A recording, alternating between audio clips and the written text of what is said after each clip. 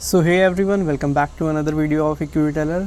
सो आज फिर से एक नया दिन, और जहां सिंगापुर निफ्टी 70 से 80 पॉइंट गैप डाउन दिखा रही थी, वहीं निफ्टी ने सरप्राइज़ करते हुए गैप अप से ओपनिंग करी 60 से 70 पॉइंट। लेकिन फिर से वही हुआ कि सारी बाइंग एब्जॉर्ब हो गई और सेलर्स में कन्वर्ट हो गई। पूरी मार्केट माइनस में आ गई फिर से, क्योंकि ऊपर जितनी जाती है सब सेलिंग में कन्वर्ट हो जाती है। एंड फिर से निफ्टी 100-150 पॉइंट, कभी 50 पॉइंट इसी बीच में घूम रही है। तो इतनी ज़्यादा सेलिंग में सबसे ज़्यादा जो कंट्रीब्यूशन है निफ्टी का, वो है आईटी सेक्टर का। अब आईटी सेक्टर में जितनी दिग्गज कंपनी देख लो आप, टीसीएस, इन्फोसिस, विप्रो, एलटीआई माइंट्री, कितनी सारी, मतलब ऑलमोस्ट सारी ही आईटी कंपनी रेड में है। एंड इतने ज़्यादा हैवी वेट जब गिरते हैं, जैसे टीसीएस, इतनी ज़्यादा मार्केट कैप, इतना ज़्यादा वेटेज है निफ्टी में, सेंसेक्स में, और इन्फोसिस, विप्रो, सब में इतनी ज़्यादा सेलिंग क्यों? कि टीसीएस 3-3.5%, विप्रो 3%, इन्फोसिस 2-2.5%, एलटीआई माइंट्री 1.5-2%, सब क्यों गिरे एंड गैप डाउन से ही क्यों खुले? अब लास्ट फ्राइडे को जो पॉवेल साहब की जो कमेंट्री आई, उसकी वजह से सब कुछ हुआ। उन्होंने फिर से इन्फ्लेशन के चक्कर में, कि इन्फ्लेशन उनके सर पे मंडरा रहा है एंड वो इकनॉमी में कोई भी रिस्क नहीं लेना चाहते हैं, इस वजह से रेट कट शायद डिले हो जाए।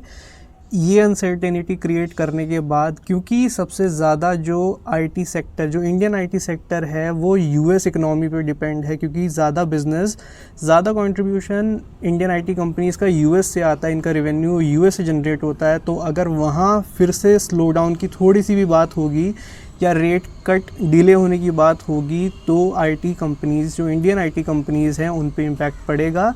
एंड इस वजह से हमने देखा कि इन्फोसिस, टीसीएस, विप्रो, जितनी भी आईटी कंपनीज़ हैं लार्ज, उन पे इम्पैक्ट पड़ा एंड वो गैप डाउन से खुले। तो इसमें ऐसा तो कुछ नहीं है कि पैनिक करने की बात हो गई, रेट कट आएगा तो है ही। वो ये कह रहे हैं कि इन्फ्लेशन हम थोड़ा सा देखेंगे कि किस हिसाब से चल रहा है। उनकी इकनॉमी तो मजबूत है, उन्होंने ये कहा उनकी इकनॉमी मजबूत है, लेकिन इन्फ्लेशन क्योंकि अभी चल रहा है, इन्फ्लेशन जब तक थोड़ा सा कूल डाउन नहीं हो जाता तब तक रेट कट नहीं करेंगे।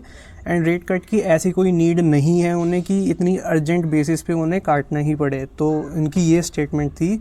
तो वही इससे अनसर्टेनिटी क्रिएट हुई कि अब पता नहीं कब रेट कट आएगा। इंडियन आईटी कंपनीज़, जो इन्फोसिस फिर से ऑल टाइम हाई 1900-2000 का रेट कट के बाद लगा दिया था सबने, विप्रो, इन्फोसिस, टीसीएस ने, वो फिर से ऊपर से छोड़ चुके हैं अपना जो मार्केट कैप है, वो 5 से 10% छोड़ चुके हैं सब, क्योंकि यही रेट कट वाली जो बात है, रेट कट की जो अनसर्टेनिटी क्रिएट हो गई।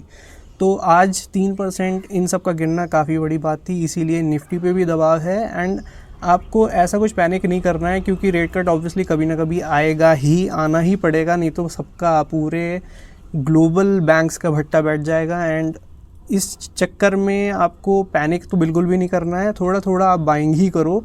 एंड अगर आप पे नहीं है पैसा, क्योंकि एक टाइम बाद अल्टीमेटली सबका पैसा ख़त्म हो ही जाना है, कहाँ तक कोई खरीद लेगा, तो ऐसी कंपनीज़ में तो ऑब्वियसली डरने की बात है नहीं, क्योंकि ये थोड़ी शॉर्ट टर्म के लिए है कि रेट कट आएगा नहीं आएगा, लेकिन लॉन्ग टर्म में इन सबको तो एटलीस्ट बढ़ना ही बढ़ना है। तो बिज़नेस देख के ही एनालिसिस करो कि ये कंपनी लूँगा तो मैं, अगर ये गिर गई तो क्या होगा, मतलब ऐसा ना हो कि इनका बिज़नेस बंद हो जाए। तो ये वाली कंपनीज तो ऑब्वियसली ऐसी नहीं है कि इनसे आपको डरना चाहिए। हाँ, थोड़ा टाइम लग सकता है, लेकिन ऐसा कुछ नहीं है कि इन सब का भट्टा ही बैठ जाएगा। थोड़ी देर से सही, लेकिन रिकवरी ज़रूर आएगी।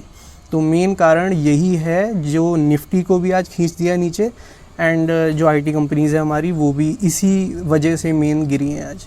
तो आई होप आपको इनसाइट पसंद आई हो।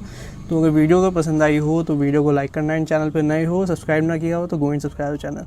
तो मिलते हैं ऐसी अगली वीडियो में। टिल देन, शब बखैर, बाय बाय।